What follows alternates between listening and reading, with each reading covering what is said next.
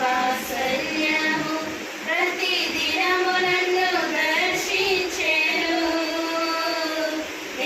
ఎడబాయనిది మీ కనికరము నన్నెంతో ప్రేమించెను. నూతనమైనది ఈ వాత్సల్యము ప్రతి దినము నన్ను దర్శించెను. నన్ను మరచిపోవెందుకు నా ఊసే నీకెందుకో యేసయ్యా, నన్ను విడిచిపోవెందుకు. కష్టాలలో నష్టాలలో వ్యాధులలో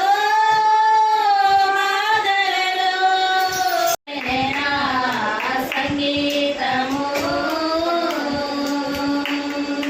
సృష్టిల మధ్యలో నివాసం చేసి దూతల పొగడే దేవుడాయనే.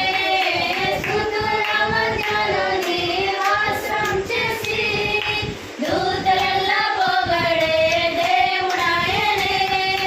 వేడుచున్న భక్తుల మొరను విని, వేడుచున్న భక్తుల మొరను విని, నానుడా స్తుతులందుకో పూజారుడా.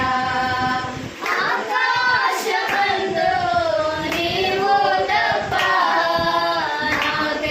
నాకెవరున్నారు నా ప్రభు.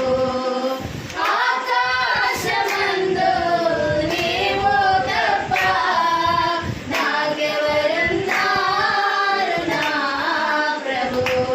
నీ అద్భుత కార్యములన్నిటినీ నేను వివరించదను. మహోన్నతుడా, నేను నిన్ను గూర్చి సంతోషించి హర్షించుచున్నాను. నీ నామమును కీర్తించెదను. నీవు నా పక్షమున వ్యాజ్యమాడి నాకు న్యాయం తీర్చుచున్నావు.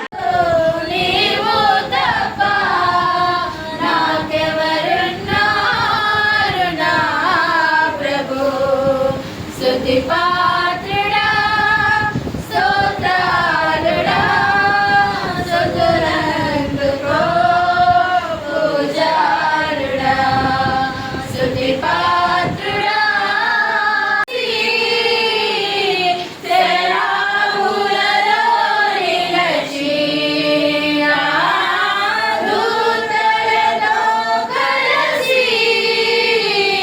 శరాబులలో నిలచి నీ మహిమను చూడాలని నా ఆశ తీరా పాడాలని.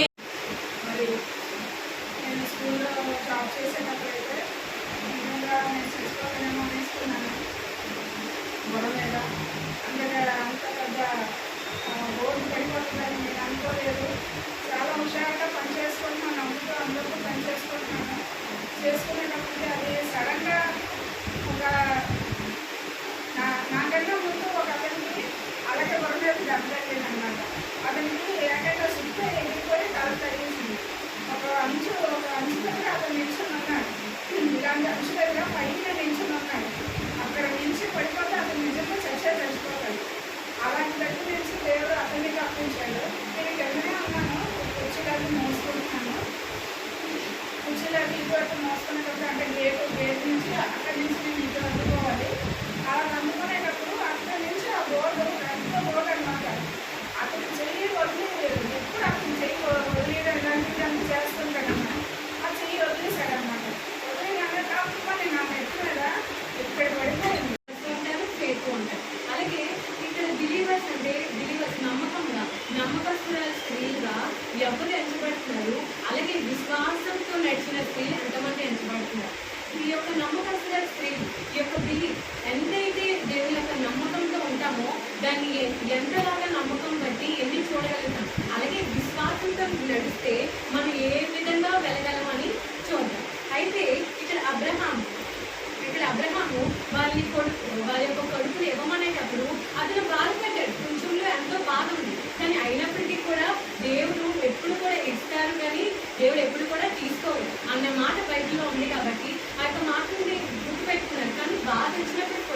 ఎప్పుడైతే అక్కడికి వెళ్ళారో దేవుడు అతనితో మాట్లాడారు. అలాగే అదే విధంగా ఇంకెవరంటే మోసెస్ ఏంటంటే మోసెస్తో కూడా మాట్లాడారు. ఎవ్వరు కూడా ఆ యొక్క కొండ ఎక్కలేని స్థితిలోకి మోసెస్ని దేవుడు ఎక్కించారనమాట.